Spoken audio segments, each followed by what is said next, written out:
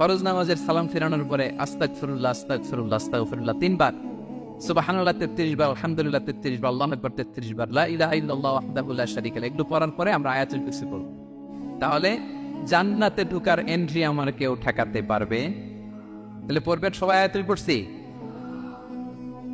এই হচ্ছে আয়াতুল কুরসির ফজিলত।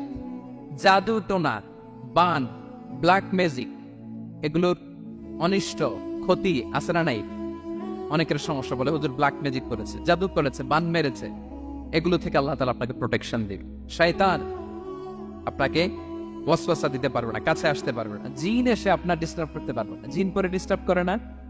হ্যাঁ, এই প্যারানর্মাল বিষয়গুলো, সুপারন্যাচারাল যেগুলো, জিন পরি ডিস্টার্ব করে। আয়াতুল কুরসি পরে ফু দিবেন, কাছেও আসবে না।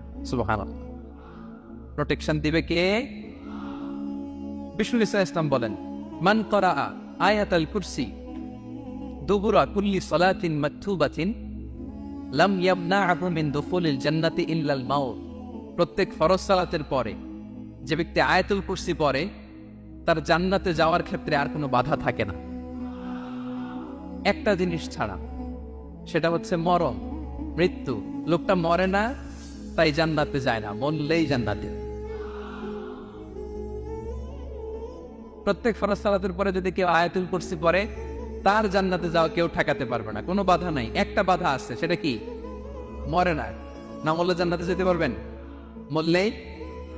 তাহলে কত ফজিলতপূর্ণ আয়াত বলেন।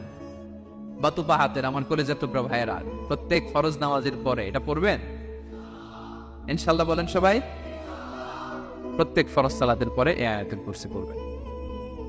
এবং বিষ্ণু ইসলাম বলেছেন, যখন ঘুমোতে যাবা, ইদা আওয়াইতা ইলা ফিরাশিক, যখন ঘুমোতে যাবা আয়াতুল কুরসি পড়বা। যদি পড়ো, আল্লাহর পক্ষ থেকে আপনার সিকিউরিটির জন্য আল্লাহ একটা স্পেশাল ফেরেশতা নিয়োগ দেয়। সকাল পর্যন্ত আপনার সিকিউরিটি দেয়, শয়তান আপনার কাছে আসতে পারে না। ফজরের পরে পড়লে মাগরিব পর্যন্ত সিকিউরিটি, প্রোটেকশন ফ্রম আল্লাহ। মাগরিবের পরে পড়লে ফজর পর্যন্ত প্রোটেকশন ফ্রম আল্লাহ। তাহলে দিস আয়াতুল কুরসি শুড বি আওয়ার ওয়াজিফা, ডেইলি ওয়াজিফা, at every morning and every evening for every Muslim. ঠিক কিনা বলেন? প্রত্যেক মুসলিমের স্পেশাল ওয়াজিফা হবে আয়াতুল কুরসি। এটা কোরআনের সবচাইতে দামি আয়াত। ৬২৩৬টা আয়াতের মধ্যে থেকে সবচাইতে দামি আয়াত এটা। আ'যামু আয়া ফিল কুরআনিল কারীম, আল্লাহর কোরআনের সবচাইতে দামি আয়াত, the greatest verse in the কোরআন। উবাই ইবনে কাআব রাদিয়াল্লাহু তাআলা আনহুকে বিষ্ণু সাল্লাল্লাহু আলাইহি ওয়াসাল্লাম জিজ্ঞেস করলেন, উবাই বলো তো কোরআনের কোন আয়াতটা সবচেয়ে সেরা?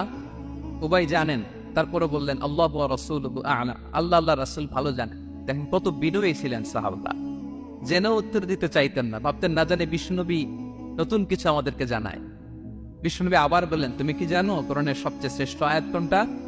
এবার উবাই ভাবলেন এবার আমি উত্তরটা দিয়েই দিই। তিনি বললেন আয়াতুল কুরসি, আল্লাহু লা ইলাহা ইল্লা হুয়াল হাইয়ুল কাইয়ুম, এটা শ্রেষ্ঠ আয়াত। বিষ্ণুনবী খুশি হয়ে উবাই ইবনে কাবের বুকে একটা চাপড় মারলেন, এরকম আদরের চাপড় দিয়ে বললেন, লিয়াহনিকাল ইলমু ইয়া আবুল মুনজির, হে আবুল মুনজির, জ্ঞান এবং প্রজ্ঞা তোমার জন্য মোবারক হোক, তুমি ঠিক বলেছো। সুবহানাল্লাহ পড়ে।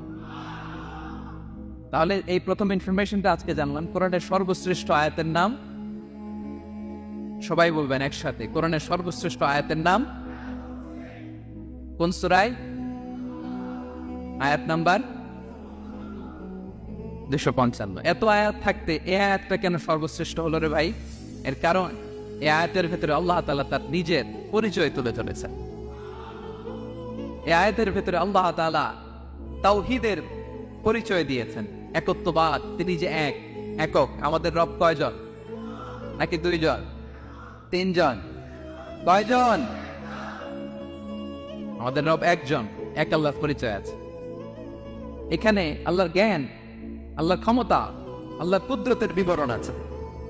এই একটি আয়াতে আল্লাহর 4টা আসমাউল্লাহিল হুসনা আছে। আল্লাহর 4টা সুন্দর সুন্দর নাম, আল হাই, আল কাইয়ুম, সবশেষে আছে আল আলী, আল আযীম। মোট কয়টা? জোরে বলেন।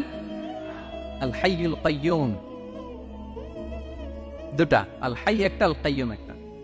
ওয়ালা ইয়াউদুহু হিফযুহুমা ওয়া হুয়াল আলিয়্যুল, একটা আল আলী আর একটা আযীম। তাহলে মোট আল্লাহর কয়টা নাম আছে এখানে?